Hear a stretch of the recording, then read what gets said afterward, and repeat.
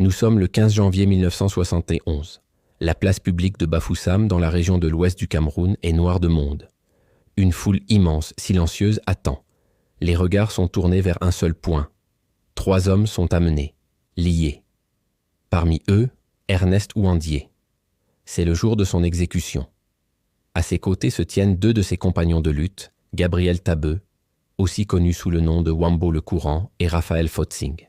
L'atmosphère est lourde, électrique. La tension est si palpable qu'on pourrait la couper au couteau. L'air est chargé d'une attente morbide, mais aussi d'un respect craintif. On s'apprête à assister à la fin d'une époque, à la mise à mort d'un des derniers grands leaders de la lutte pour une indépendance véritable. Face au peloton d'exécution, un soldat s'approche d'Ernest Ouandié avec un bandeau noir. Un geste standard, une procédure pour épargner au condamné la vue de ses propres bourreaux, pour lui offrir une dernière parcelle de miséricorde. Mais Ouandié refuse. D'un mouvement de tête ferme, il repousse le bandeau. Ses yeux, clairs et déterminés, fixent les soldats, fixent l'horizon, fixent l'histoire. Il veut regarder la mort en face. Il veut que son dernier acte soit un acte de courage, un message silencieux mais puissant pour tous ceux qui observent. Ce refus, ce simple geste, transforme l'exécution en une scène de défi ultime. Ce n'est plus un homme brisé qu'on abat, mais un symbole qui se dresse. Les témoins de l'époque, ceux dont les souvenirs ont traversé les décennies, racontent ce moment avec une précision presque photographique. Ils se souviennent de ce regard qui ne sciait pas. Un regard qui semblait dire « Vous pouvez prendre ma vie, mais vous ne prendrez jamais ma conviction, ni ma dignité. » Dans cette foule, chaque personne retient son souffle.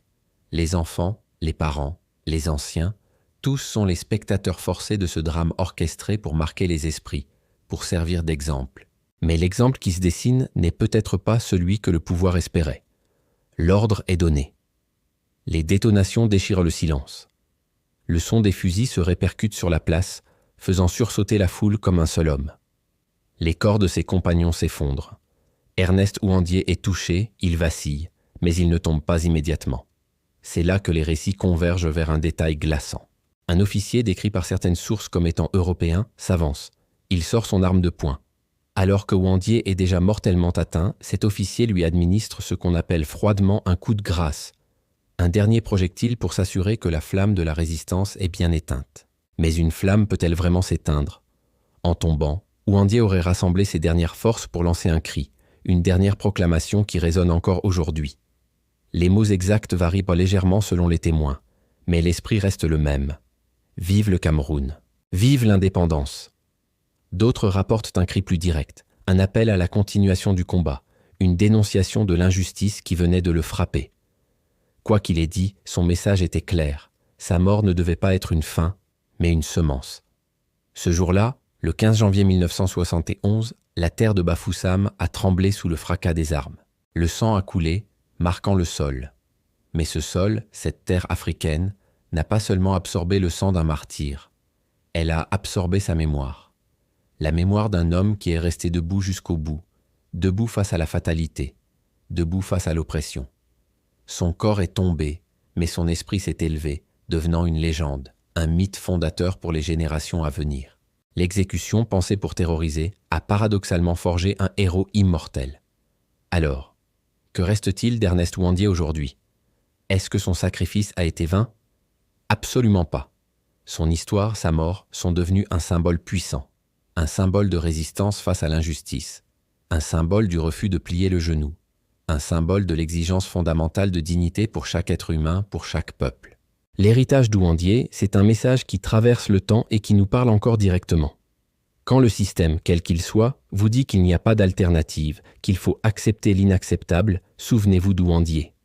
Quand la peur menace de vous paralyser, de vous mettre à genoux, souvenez-vous d'Ouandié refusant le bandeau sur ses yeux. Ce n'est pas juste une anecdote historique, c'est une leçon de vie. C'est un rappel que même dans les situations les plus sombres, il existe toujours un espace pour le courage, un espace pour l'intégrité. 20 ans après sa mort, en 1991, le Cameroun a commencé à regarder son histoire différemment. L'Assemblée nationale a officiellement réhabilité Ernest Ouandié, le déclarant héros national. Une reconnaissance tardive, mais essentielle. Ce titre n'est pas qu'une simple mention dans les livres d'histoire. Il fait de lui un modèle pour chaque jeune qui ressent cette frustration face à l'inertie, qui veut agir plutôt que subir.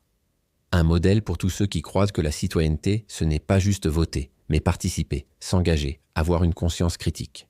L'histoire d'Ouandié nous rappelle une vérité cruciale. L'indépendance, la vraie, ce n'est pas simplement un drapeau qui flotte au vent ou un hymne national. C'est bien plus profond. C'est la liberté réelle de penser, de s'exprimer, de construire son propre avenir. C'est la souveraineté économique, culturelle et politique. C'est la capacité d'un peuple à être maître de son destin. La lutte d'Ouandié était pour cette indépendance totale, une indépendance qui pour beaucoup reste encore à conquérir. Aujourd'hui, en regardant nos vies, nos sociétés, nos propres combats, une question se pose. Regardez votre cause, votre passion, ce qui vous anime au plus profond de vous. Avez-vous cette flamme qui brûlait en Ouandié?